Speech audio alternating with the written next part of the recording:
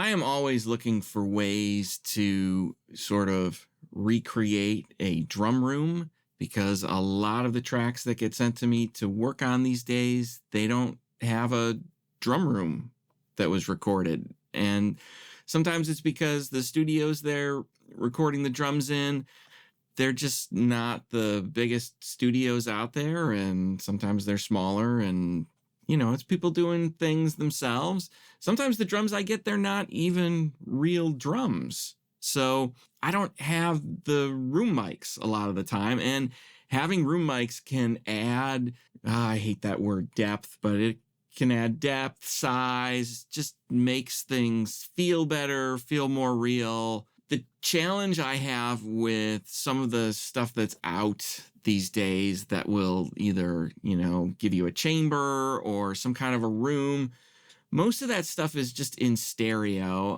and the surround versions, they just don't always work the way I would like them to. So I'm always looking for something. And when I saw that Universal Audio was releasing a Sound City Studios plugin, I got a little curious and wheels started turning. One of the things that was appealing to me about this, well, first of all, it's Sound City. And when I think of Sound City, I think of a drum room. I've never been there, but the stories and the records that I've heard that were recorded there, the thing that always sticks out to me is the drums. And, some people might chalk that up to the console, and I'm sure that played a part in it, but I think the room that you are recording in, it really makes a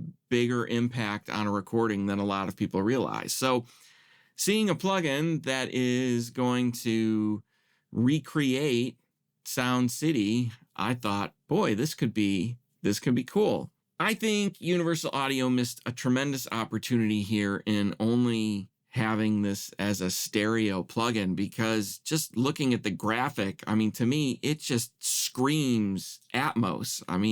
The layout of the microphones, it's like, front, sides, and rears. So that's okay, though, only being stereo. Most of the reverb plugins I work with are stereo, and we can put this into Atmos. So what I have done is I have set up 3 different instances of this plugin, and I have sort of a front version, and I'm actually putting that up top because, looking at the close mics, as they call them, they're overhead. So I thought, hey, let's put them up in the air. Then I'm going to take these guys here and I'm putting them in the sides, and then these farther away room mics, those I'm going to put in the rears. So I've got them all set up, and I'll just play a little bit for you. So here are the drums with the Sound City Studios plugin on them. This is going to be binaural audio because we're listening to Atmos today. So dig out your headphones, and here we go.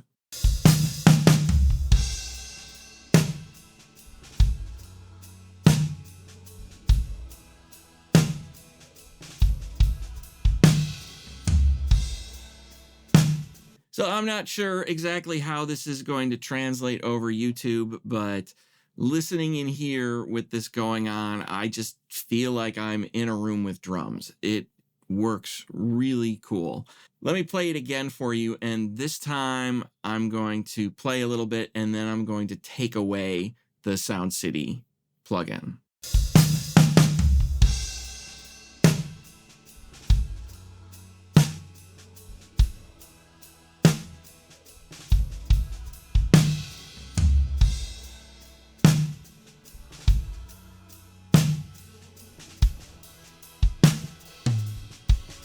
So when I mute the Sound City Studios plugin, everything kind of goes forward. It feels smaller. It doesn't feel as real. It's missing something. So I'm really liking what this does. And when I first started playing around with this, I was honestly a little disappointed at first because I was thinking it would be a bigger sounding room.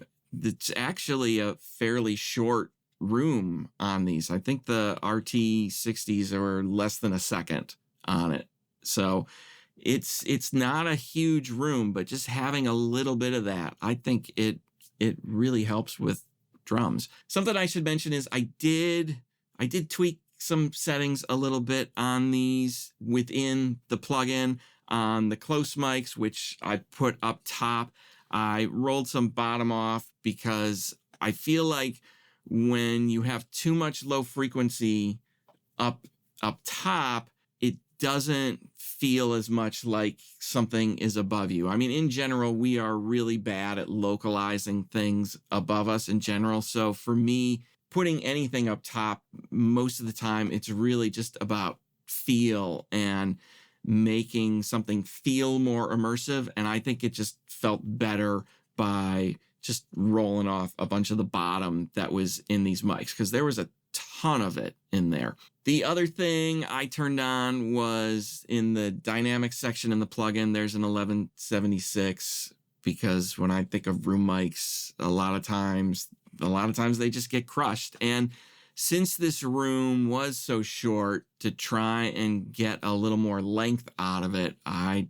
just wanted to like really squash them. So 1176 on the mids and the fars. On the mids and the fars, it's doing a whole lot more. This is the mids. I'll just show you.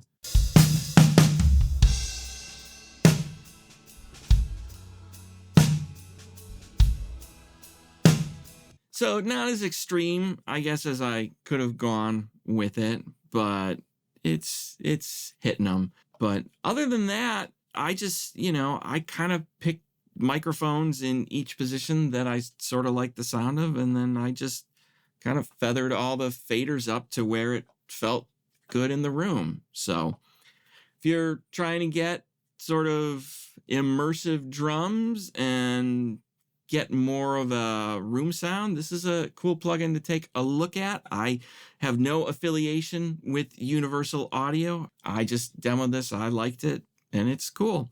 Anyways, you got questions about Atmos, looking for some help with a mix, please drop a comment. Thanks for watching. I'll talk to you soon.